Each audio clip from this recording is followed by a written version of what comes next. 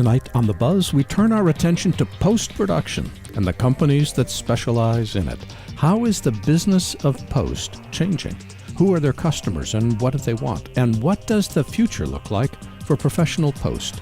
We start with Oliver Peters, founder of Oliver Peters Post-Production Services. He's a well-established but smaller shop based in Florida that's been in business more than 25 years. Next, Terrence Curran joins us. He founded Alpha Dogs in 2002 with a focus on color grading. Today, he's expanded far beyond that. Next, Mike Hendricks founded Ascend Media Productions to focus on aerial photography, but added post facilities for his clients that need it. Finally, Mark Raudonis, Senior Vice President of Post-Production for Bunim-Murray Productions, talks about the challenges of post-production at the high end of the market. All this, plus James DeRuvo with our weekly DoddleNEWS update. The buzz starts now. Since the dawn of digital filmmaking, authoritative. One show serves a worldwide network of media professionals. Current. Uniting industry experts, Production. filmmakers, Post-production. and content creators around the planet. Distribution. From the media capital of the world in Los Angeles, California, the Digital Production Buzz goes live now. Welcome to the Digital Production Buzz, the world's longest-running podcast for the creative content industry, covering media production, post-production, and marketing around the world. Hi, my name is Larry Jordan. Tonight, we're looking at the changing world of post-production. Like visual effects of a few years ago, traditional post houses are getting squeezed by rising client expectations and lowering budgets. This evening, we talk with 4 experienced post experts about the challenges they face and what advice they'd give other post houses looking to continue in business.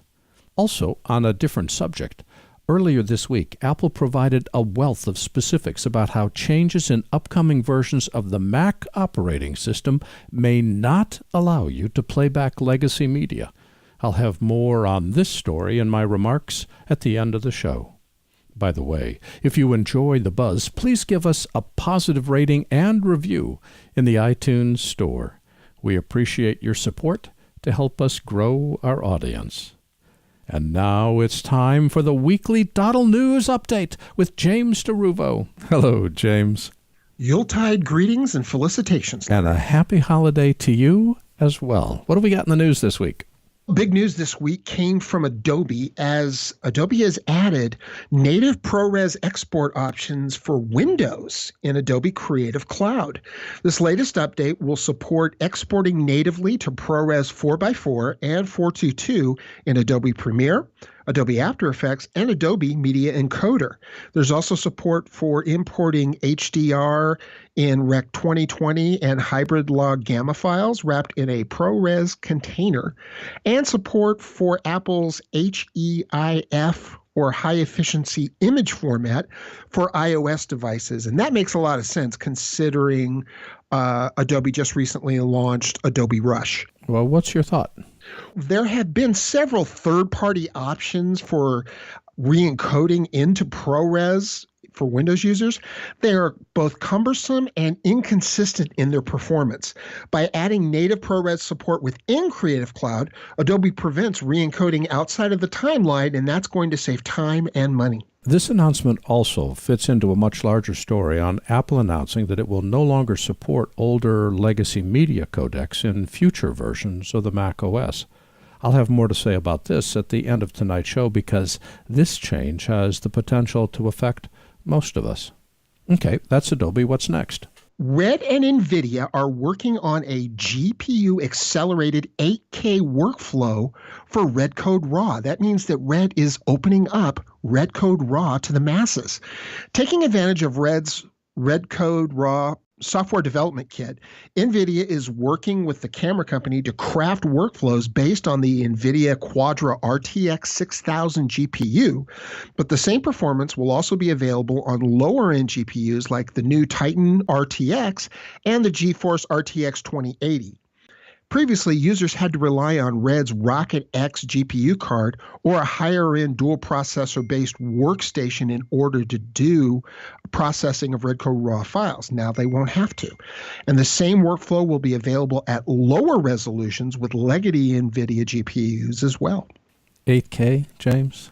Oh, my goodness. All right. Well, what's actually happening here? Well, 8K's coming whether we like it or not, Larry. If it was up to me, I'd stay in a 1080p world. I'm glad that Red is finally opening up its Red Code RAW to support other video cards because NVIDIA is especially strong on the Windows platform. This will free users up to work with the GPUs and workflows that they are more comfortable with and gives Red the freedom to focus on camera development.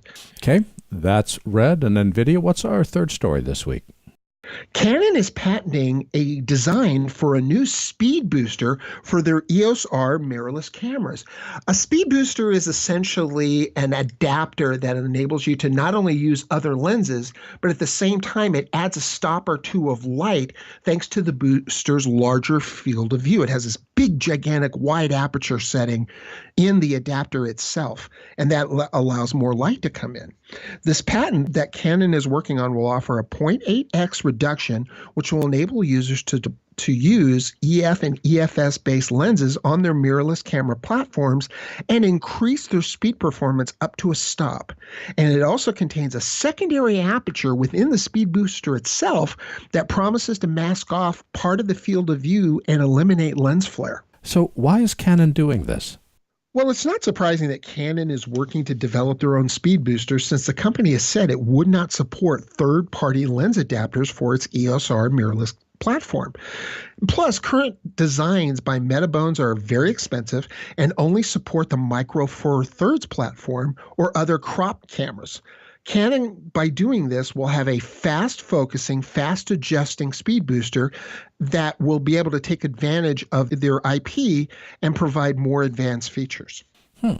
Well, that's our third story. What other stories are you following this week? Other stories we're following: Tom Cruise hates motion smoothing and wants everyone to know it. Content creators may be driving change in our business, but it doesn't mean they like it. And we have our annual holiday gift guide for those looking for the perfect gift for their favorite filmmakers. What's this week's buzz about? Tonight, we're looking at the changing role of post-production with 4 outstanding interviews. Today's world focuses on making things faster and better and cheaper, and this has a direct impact on post. This evening, we talk with 4 experts about how their part of the industry is changing. Yeah, it really is. The margins are shrinking so much in the post-production realm, especially in visual effects, that I'm interested to see what they think the future has in store. These are some very interesting comments from people that have been in the industry for a long time. And James, where can we go on the web to learn more about the stories you and your team are covering? All these stories and more can be found at doddleNEWS.com. And James DeRuvo is the editor-in-chief of Doddle News and joins us every week. I'll see you next Thursday. See you next week.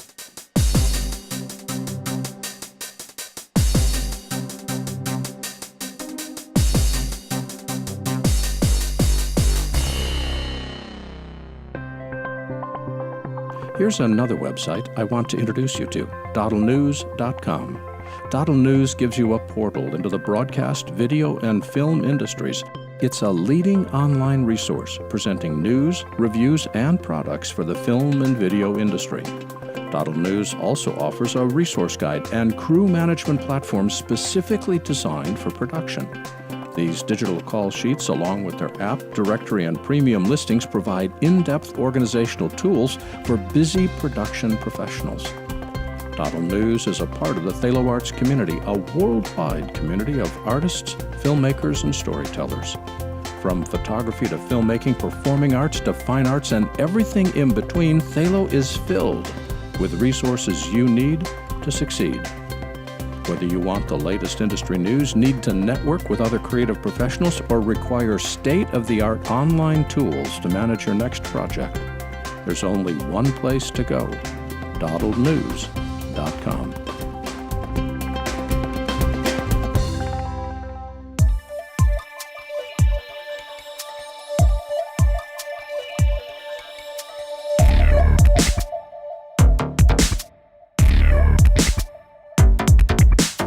Oliver Peters is based in Central Florida and is the award-winning editor and colorist running Oliver Peters Post-Production Services since forever, actually. He's a contributing editor to many popular technology magazines, and it's always a delight to say, welcome back, Oliver.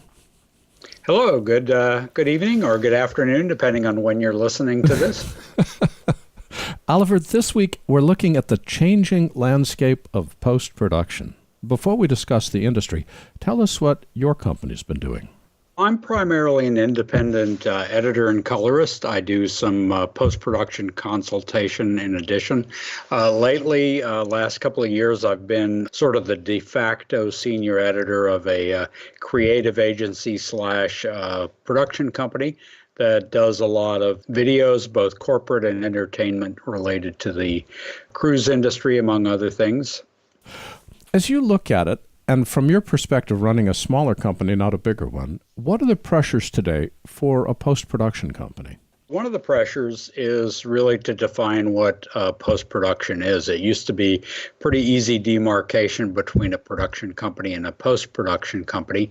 Now you have to kind of do a little bit of everything. So it's always that specialist versus generalist challenge.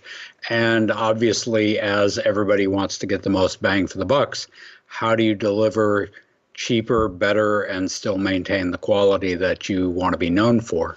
One of the things you mentioned is that your clients have changed. You've broadened out beyond typical broadcast into corporate and entertainment. How have the clients changed over the last few years?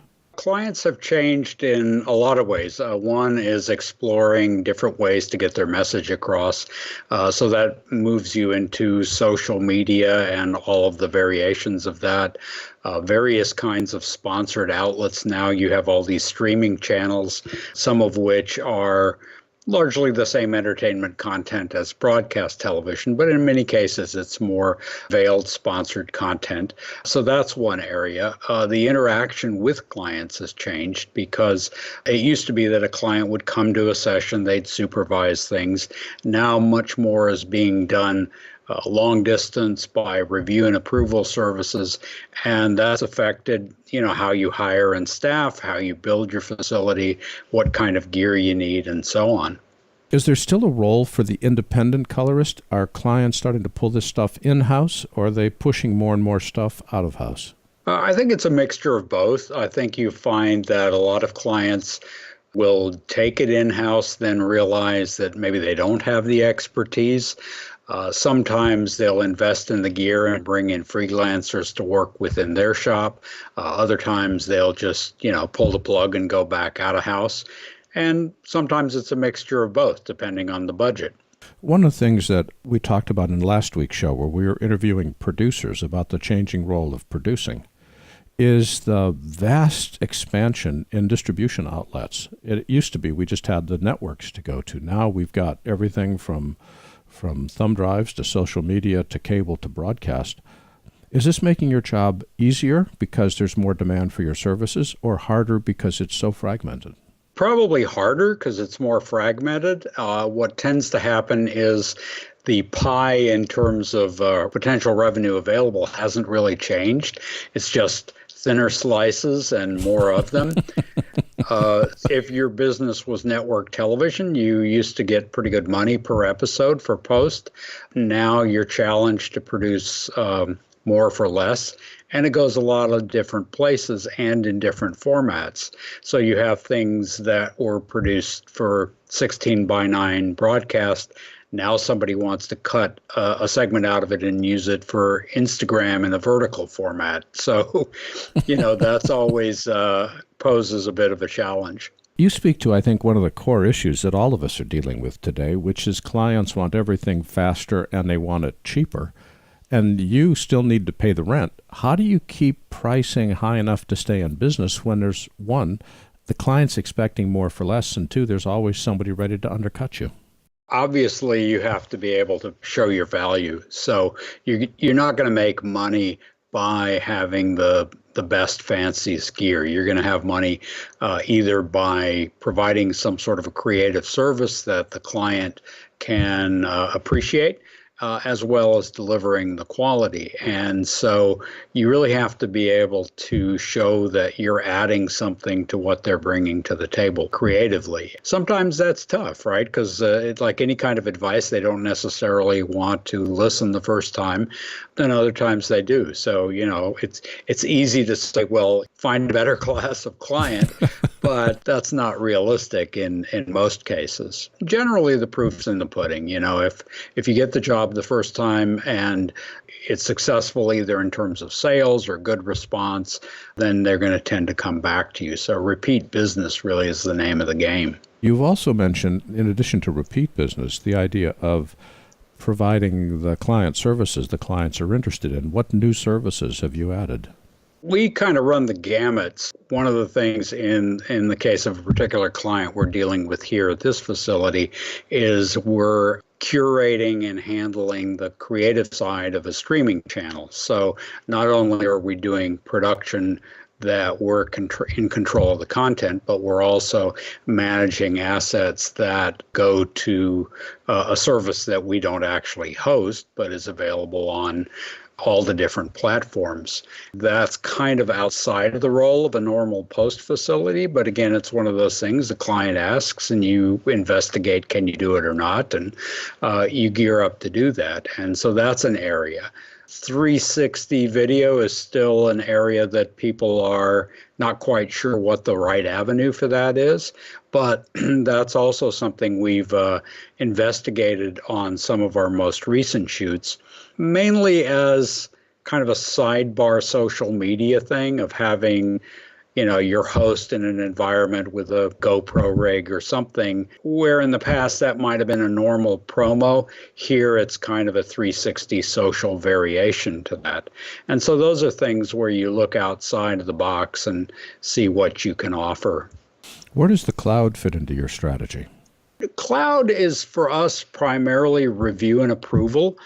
We do not move projects through the cloud other than occasionally share some things with freelancers. For us, assets are local. We are investigating a system that we're implementing called Widen. It's actually pretty well known among the corporate world and advertising agency world, a little less in the traditional TV and film world.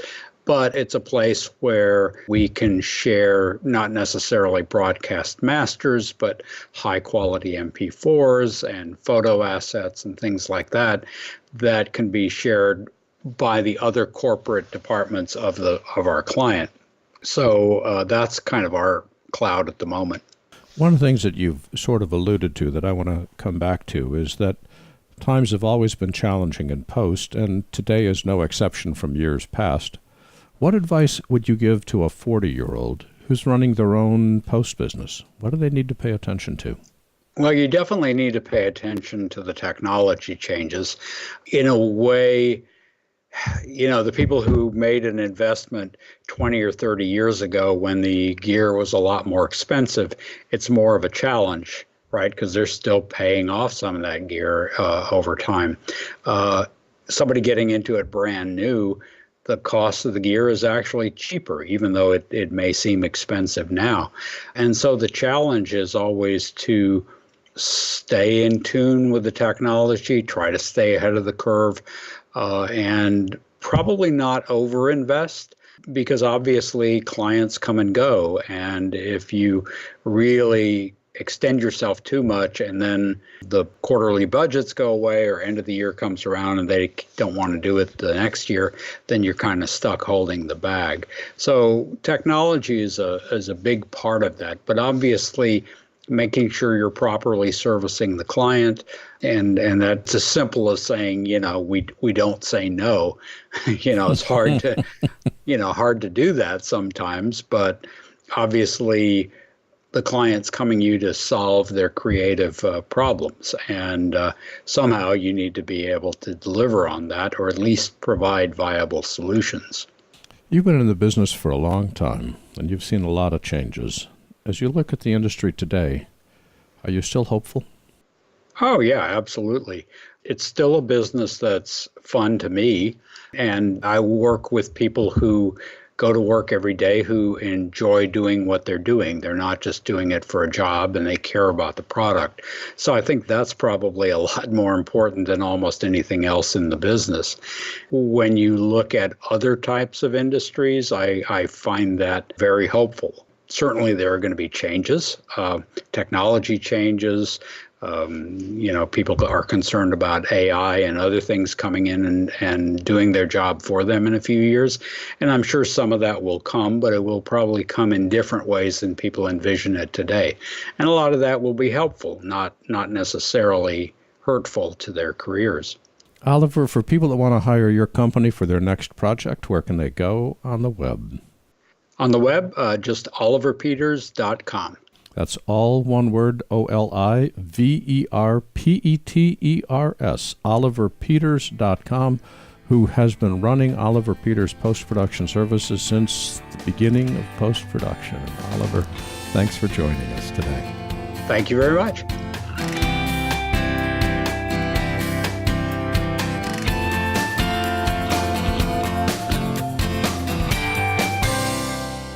Terrence Curran is the founder and president of Alpha Dogs, a Burbank-based post-production facility that he started back in 2002.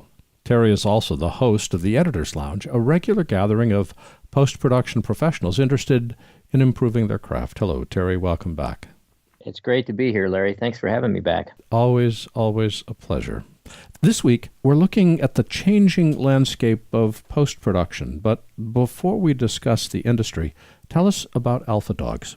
Alpha Dogs is a full-service post-production facility. We focus on the back end, the finishing, so color correction, audio mixing, graphics design, etc. So we make the projects that people have worked so hard on look and sound as good as possible, and make sure they get delivered in the proper way. Well, that's just about a classic description of what a post-production company does. So let's shift gears. What are the pressures today that you're facing as a post house?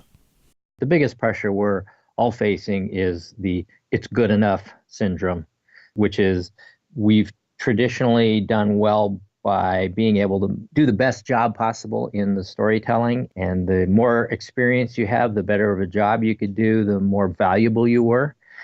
And what's happening now, because the tools have become so commoditized and the distribution model, like, you can put anything you want on YouTube and people will go watch it, that the standard of quality that is demanded by the end user is not as high as what it used to be. So at the point when people start going, yeah, it's not great, but it's good enough, that's when the value that we add is no longer important.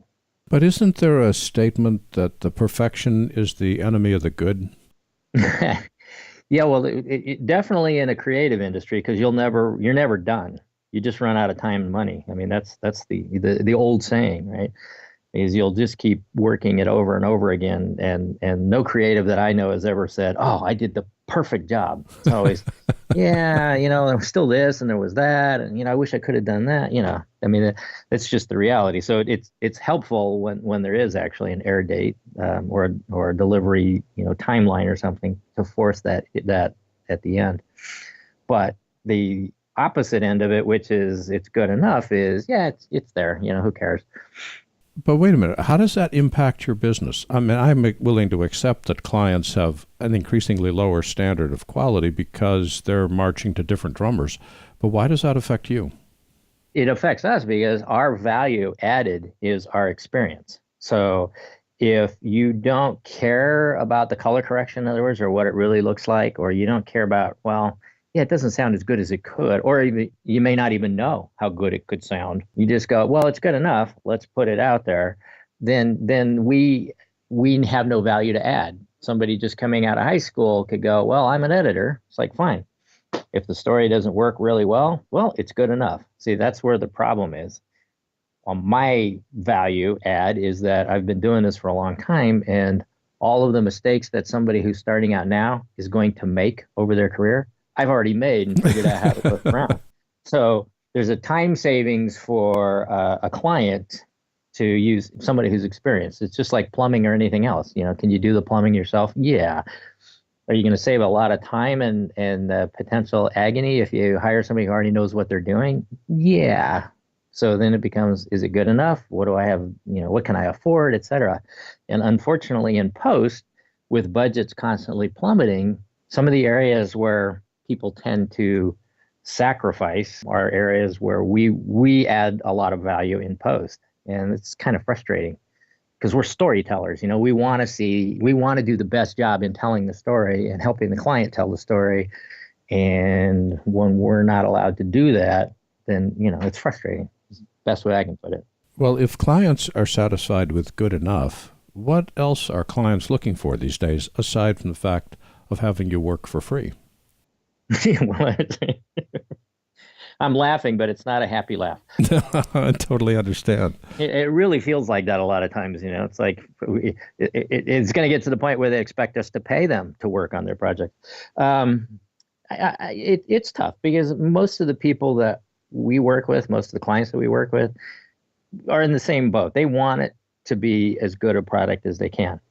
So, there's the financial pressures, obviously, but then there's also the lack of knowing what is good.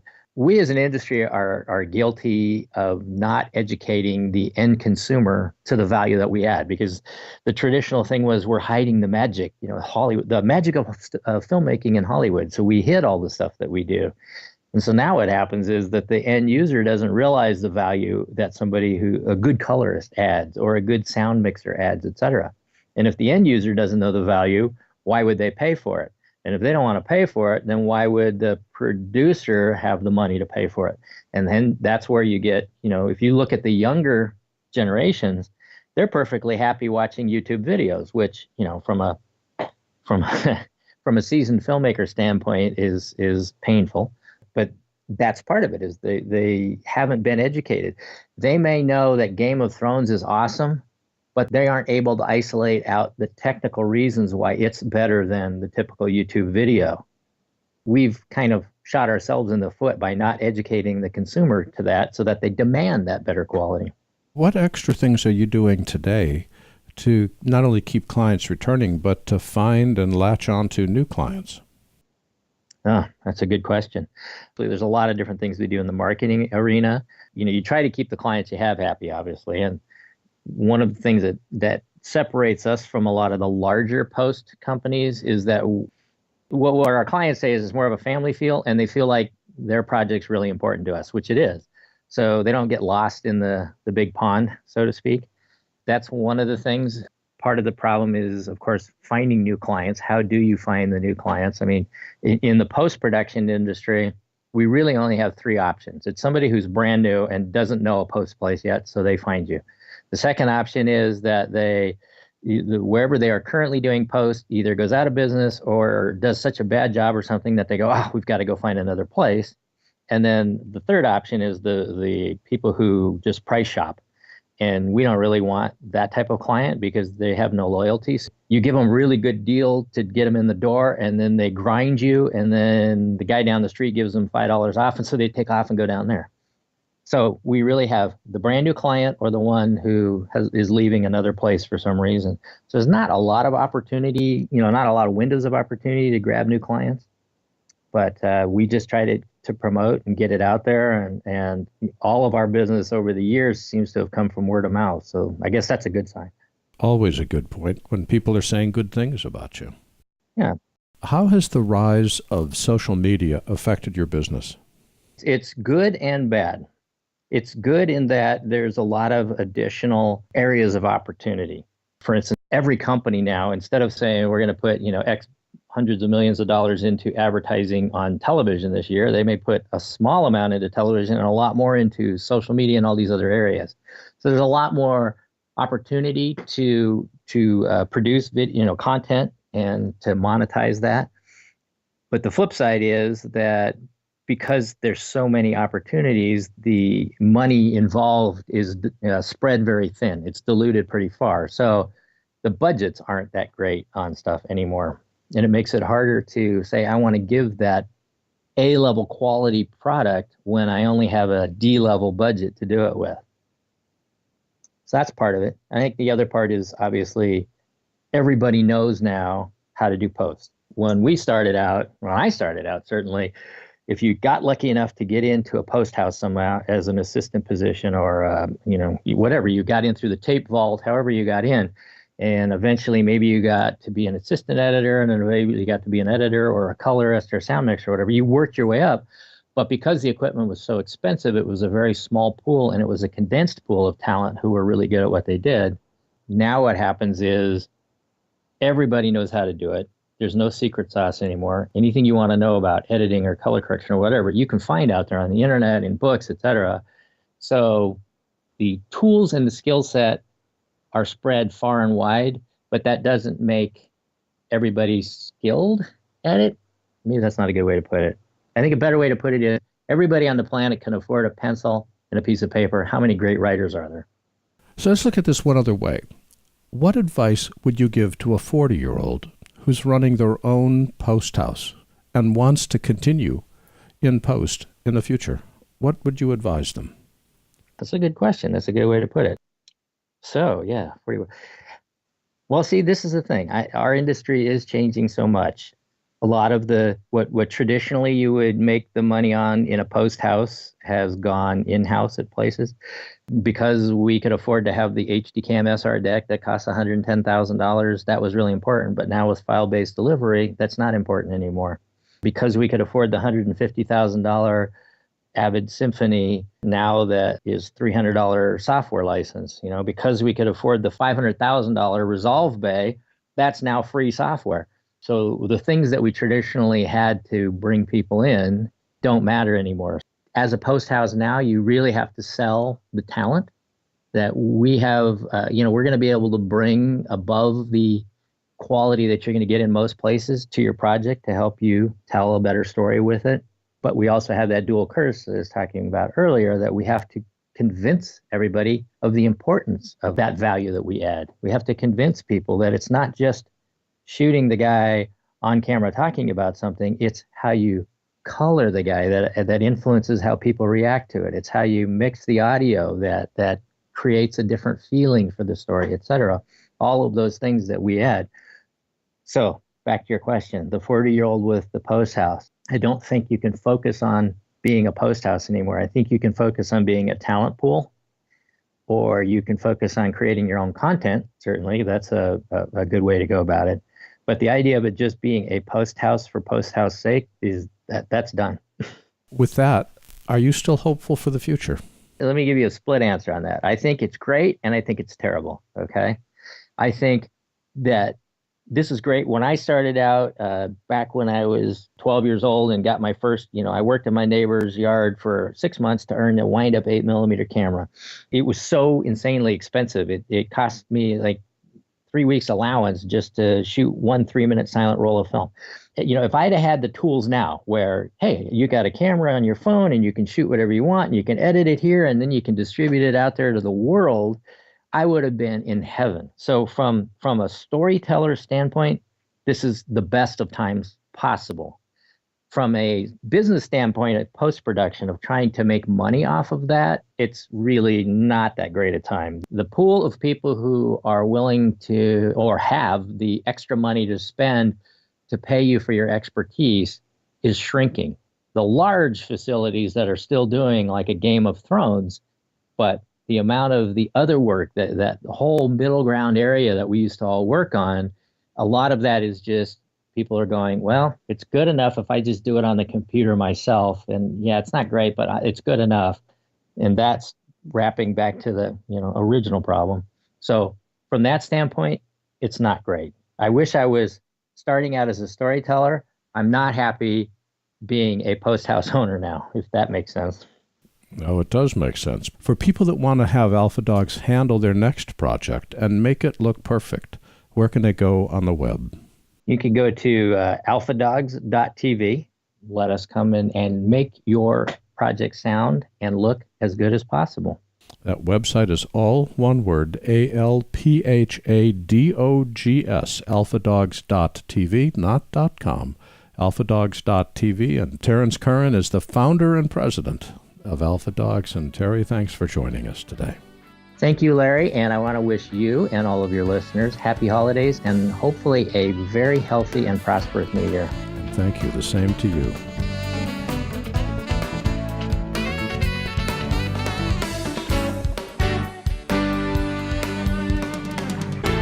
Mike Hendricks is the founder of Ascend Media Productions. They were founded in Tampa, Florida in 2015 and serve both the commercial and residential real estate markets, plus film and television, and business marketing with an emphasis on aerial footage. Hello, Mike. Welcome. Hi, Larry. Great to be here. It's my pleasure. I'm looking actually forward to our conversation because this week we're looking at the changing landscape of post-production. But before we start talking about the industry, tell us about Ascend Media Productions. Well, we serve local markets and production houses to create dynamic aerial content for film and television mainly, and recently wrapped up some aerial film work for a BBC show that's airing on Netflix. Why did you decide to start the company? 2015 was not the world's most auspicious time to begin anything. Well, it was more of a passion. I grew up with a camera in one hand and a remote control in the other, and it just made sense to turn that passion and that creativity into an income. You've told me about the production side, which is your aerial photography. What post work do you do? So for clients that are looking for the final result, that don't necessarily have the need to do the post-production side on their end, we do the editing, color grading, noise reduction, all of that to deliver them a complete final result. Are you seeing the post side of your business increasing or decreasing compared to production? I'd say that side is decreasing. We're getting more and more demand for providing the aerial imagery. Is it decreasing because your aerial work is that good, or is it decreasing because of just trends in the industry? It's definitely not decreasing because of trends in the industry. I see post-production value going up because of advances in technology. But for us, it's because we've specialized in delivering those results and been able to really distinguish ourselves in terms of what we deliver. How have your clients' needs changed over the last several years? Their expectations have gone up in terms of the quality of the results. A few years ago, anybody could send a drone up and just get an aerial shot, and that was sufficient for content at that time. Today, clients are expecting something more dynamic, something that would require a couple operators, a pilot and a camera operator, or someone with AI-assisted control to capture a more dynamic shot. For example, filming a car. A couple years ago, you could just send the drone up and just get the aerial view of the car. Today, they're looking for a shot where the car is being tracked and the camera is panning while keeping the subject in frame. And so it's a much more complex shot, and that expectation has gone up, which is great because we love creating that dynamic content. So we're enjoying that raised expectation. But if technology is so important to what you do, and technology can be accessible to anybody with a checkbook, how do you manage to differentiate yourself from all the other people that would acquire, say, the same technology? Staying in tune, understanding the changing trends in the industry, understanding the advancements that are coming so quickly, and really being adept. One of the things that we've done early on is adopted AI-assisted flight control to be able to deliver some of those more complex shots. And there's a little bit of a learning curve to that, and it's something that we got started very early on, and that kind of gave us an advantage in being able to deliver those more dynamic shots. Are you seeing, in addition to rising client expectations, that budgets are also increasing, or are they expecting you to do more with less? So it depends on the market you're serving. The local markets, the smaller businesses, they are definitely expecting more with less. The big production houses, they still have the budgets to support really going out and achieving those shots, but there's definitely that expectation in the smaller client to do more with less. How's the rise of social media affected your business? It's more content to compete with. It's an advantage and it's a disadvantage. So with social media, it's a new outlet to be able to get out there and market and find new clients. But it's also another model that competing with the more compelling dynamic content. One of the comments that one of our producers made in last week's show is that the social media is insatiable, but they have a budget of about a nickel. Yes. That they want the content, but they don't have the money to pay for it. Are you seeing the same thing? Absolutely. Yeah, I completely agree with that. But like I say, the advantage to social media is raising awareness, is getting content out there, piquing interest, and ultimately it's more of a marketing tool for us. What do you find yourself needing to do to be able to attract and hang on to clients? Well, we've been fortunate that doing good work and building a portfolio has led to a lot of business. When the big networks come to town, they're looking for somebody who's experienced and can deliver the results. So we've got the portfolio and the experience to be able to do that. But we do also leverage social media, the web, to get out there and attract new clients. Where does the cloud fit into your plans? The great thing about that from a production perspective is that the cloud is pushing more of the work that's done by hardware into the cloud and kind of requiring less horsepower for the end user to do the post-production side. It also it's a great tool for us to be able to deliver content to our clients. What advice would you give to a 40-year-old who's running their own post house and trying to figure out how to keep the business running in the future? I'd tell them to stay connected, build professional relationships, find like-minded creatives out there that they can associate with, that they can learn from, continue to change and adapt with the industry. And for people that are interested in hiring your company for their next project, where can they go on the web? They can check us out for the latest aerial filmmaking and post-production work at ascendmp.com. And the images on ascendmp.com are just amazing. I had great fun looking at your website.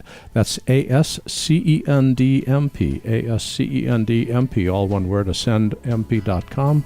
And Mike Hendricks is the founder of Ascend Media Productions. And Mike, thanks for joining us today. Oh, thanks so much. It was my pleasure, Larry.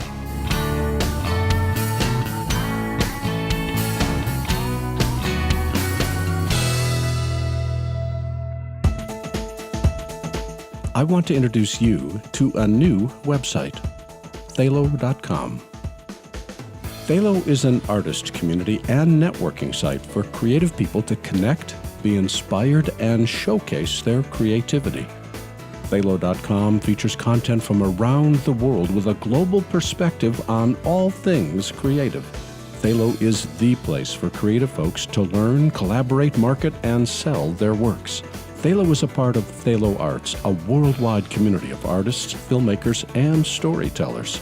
From photography to filmmaking, performing arts to fine arts, and everything in between, Thalo is filled with the resources you need to succeed. Visit Thalo.com and discover how their community can help you connect, learn, and succeed. That's Thalo.com.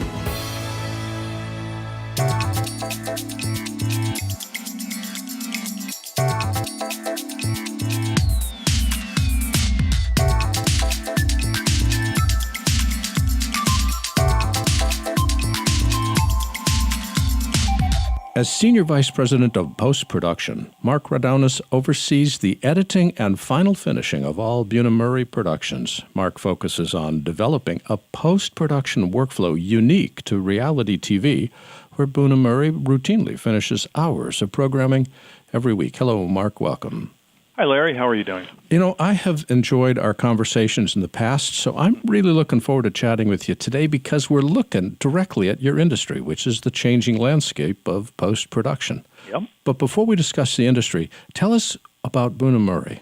Bunim-Murray really invented the reality genre back in 1991 with MTV's The Real World. Prior to that, it was called documentary or something else. But when The Real World came out, it really started a whole new genre of reality TV. And we've been doing it ever since, probably anywhere from 10 to 12 shows on the air any given year. And we've been in business now probably over 25 years with hundreds of hours of programming under our belt. How big is the company today? Well, it depends on when you ask because like all things in production, we're cyclical. But at high tide, between production and post, there could be hundreds of people working on... Wow. I didn't realize you were hundreds big. That's cool. Oh, yeah. Let's shift gears and let's talk post as an industry for just a bit. What are the pressures today for a post-production company? 3 words: faster, better, cheaper. And I mean, that's what the networks want. The calendars, the time frame to do stuff is being compressed. They never come in and say, hey, we want to give you an extra 3 weeks to do that. It's more like, can you get this done tomorrow? So that's faster, better, everyone wants the best quality possible, and cheaper, the budgets are going down. So it's really, the pressure is to do more with less, both financial and time. And how we approach that is we try to use advances in technology to give us an edge. If the network says you got to do it a week faster, I have to find a way in our workflow or through technology to be able to do that. And it's not always easy. I can understand cheaper because that's been a force in the industry since before you and I started in it. Sure. I can understand better because why not? But I have a hard time understanding faster. Why is that such a driving force? I have. Do you want the PC version or my true opinion? Well, I'm interested. It happens that oftentimes people can't think beyond tomorrow. They call us up and they go, hey, we got this idea for an end-of-the-year special, and they'll call us on December 15th. Well, what happened to the first 11 months? You knew the calendar was going to end in December. Why don't you call us, 4 months ago? So there's a lot of not thinking ahead. That's one thing. Secondly, the budgetary restraints mean shorter schedules. Literally, time is money. So if you have less money, you have less time. So it's a combination of not being able to think beyond the horizon and the smaller budgets that we're all facing. Well, it strikes me then that clients are more in reactive mode than in proactive mode. Absolutely. And it frustrates the hell out of me. Thinking of clients, let's just stay with them for just a second. Sure. Are clients demanding the same things? I mean, faster, better, cheaper, you've talked about that. Or are client needs evolving over the last several years? Do they need different stuff? So let me answer in the spirit of the question, not necessarily specifically. We are now working for different clients. So whereas the networks or the basic cable were our clients in years past, we're now working for Facebook. We're now working for Netflix, for Snapchat. These are all different clients. So their needs are different than the traditional network. The deliverables are different. The time frame is different. How you get the finished master to the network is different. So yes, it's all different, but it's not necessarily driven by any one thing. It's more like we're dealing with different clients. So it isn't that the client needs are different, it's the clients themselves are different. Absolutely. And I think that's the case across the board. Yes, there are people still making traditional shows for network television, but our reality TV is really sort of headed towards social media in a big way, and therefore that's where a lot of our efforts are being focused. Well, that brings up a question we discovered last week when we were talking to producers. Producers were saying that this is the age of distribution. We've never had so many distribution opportunities as we do today. Sure. How has that changed you as a post company? Well, there's a saying in the Army when you go into the mess hall, the food stinks, and there's plenty of it. So that kind of describes what's happening for us. There's a lot of work out there for everybody, but budgets are less, time frames, everything is less. So that's sort of how I would answer that. There's a lot of work out there, but you have to be careful in how you construct your budget, how you construct your calendar, so that you don't get in over your head and commit to a project that is impossible to do. That's one of the comments our producers made last week, is that there's lots and lots of work, but there's not a lot of money. Everything's being produced for a nickel. Yeah. So over the years, we certainly know how to make television shows. We've been doing it for over 25 years.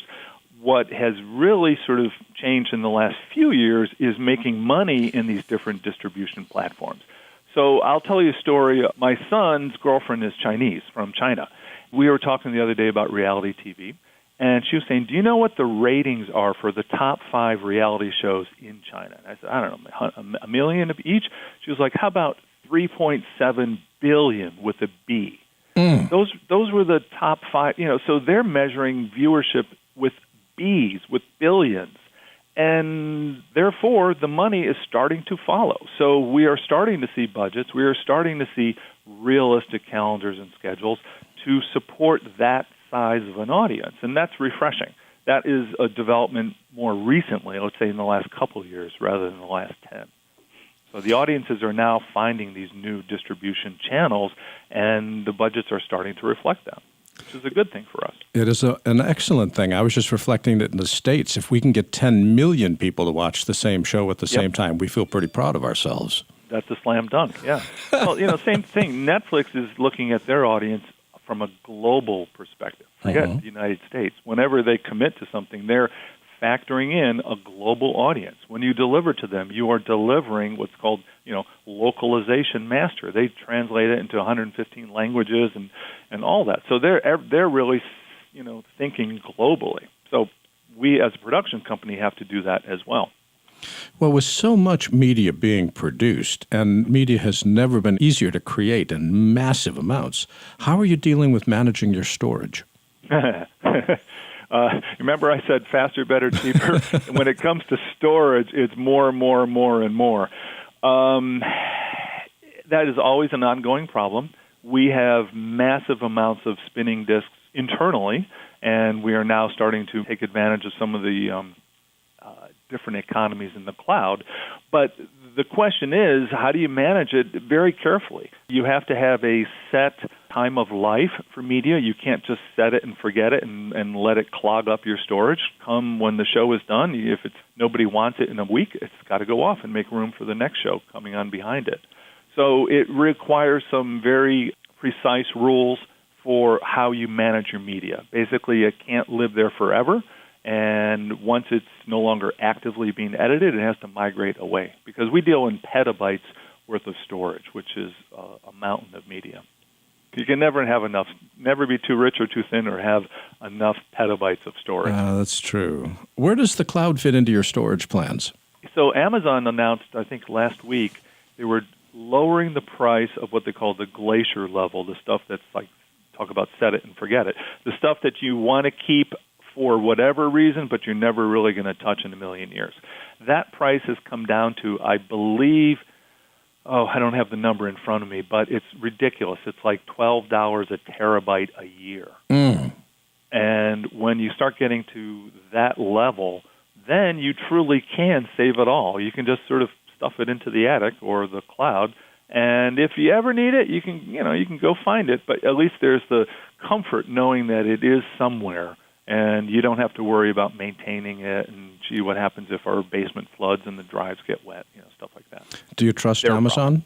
Yeah, absolutely. They have far more resources than any local production company can have to spread the risk and use encryption. And they have technologies that we haven't even heard of that they are deploying. So, yes, I do trust Amazon or Google or Microsoft.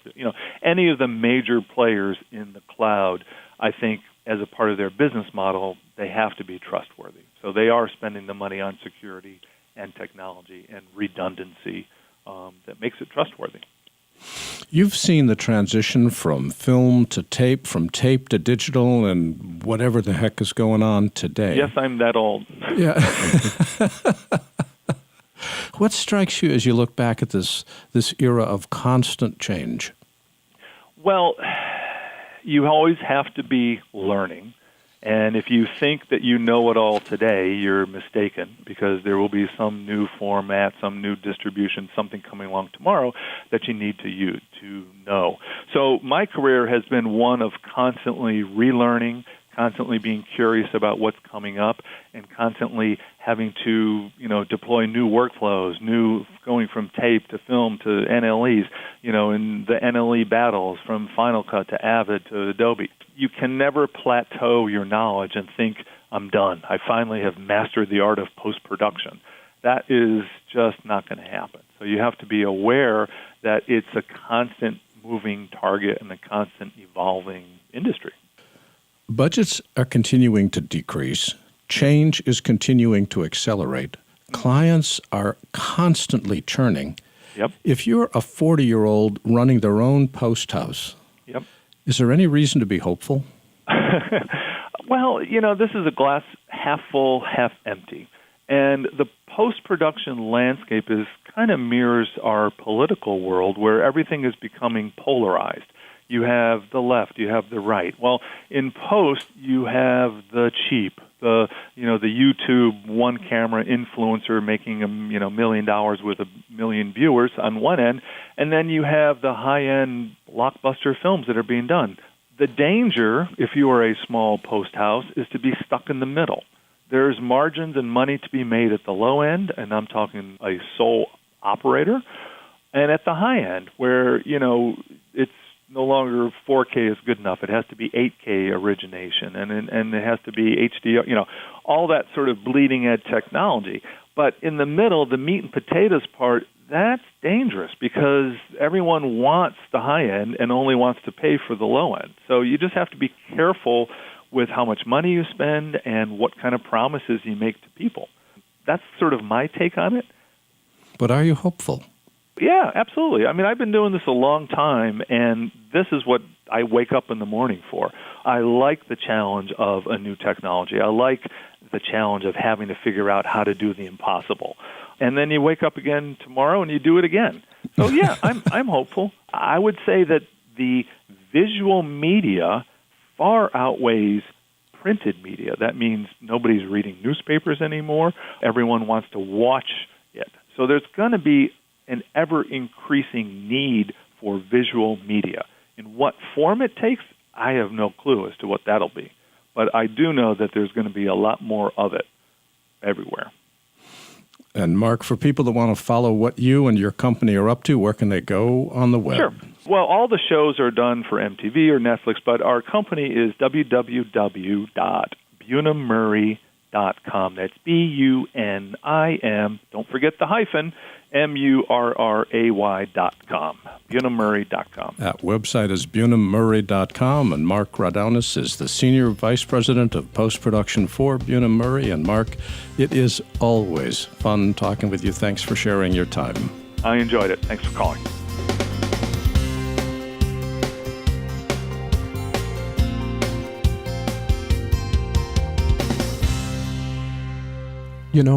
I was just thinking.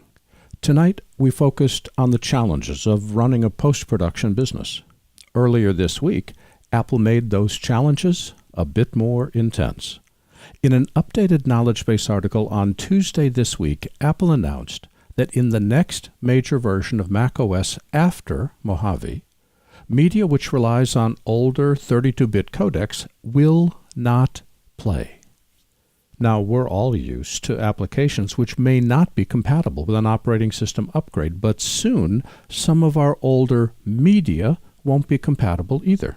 This is because that media relies on codecs. These are like mini applications that require support from the operating system in order to convert the binary data of our media files into sound and light.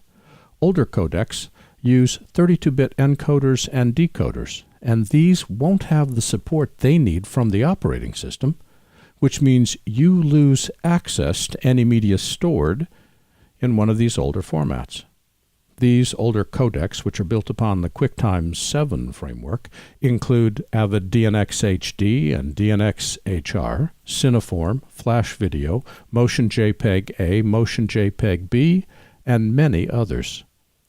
This issue is complex, but what this means is that if you're using any of these codecs, you will need to either convert your existing media into a more future-proof codec, such as ProRes or AVC Ultra, or you'll need to retain existing hardware and never upgrade it just to make sure that you can access the media in your archives.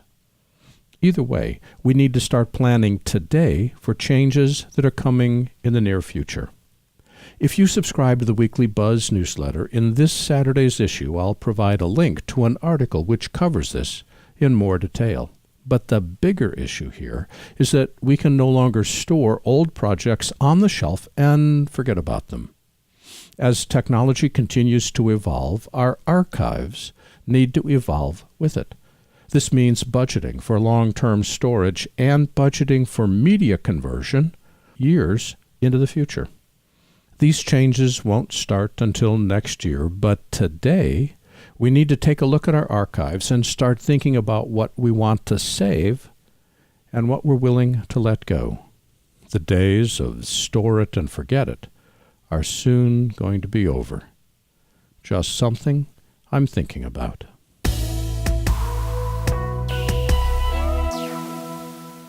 I want to thank our guests this week, Oliver Peters with Oliver Peters Post-Production Services, Terrence Curran with Alpha Dogs, Mike Hendricks with Ascend Media Productions, Mark Raudonis with Bunim-Murray Productions, and James DeRuvo with doddleNEWS. There's a lot of history in our industry, and it's all posted to our website at digitalproductionbuzz.com. Here you'll find thousands of interviews, all online and all available to you today. And remember to sign up for our free weekly show newsletter that comes out every Saturday morning. Talk with us on Twitter at DPBuzz and Facebook at digitalproductionbuzz.com. Our theme music is composed by Nathan Doogie Turner with additional music provided by smartsound.com. Our producer is Debbie Price. My name is Larry Jordan, and thanks for listening to the Digital Production Buzz.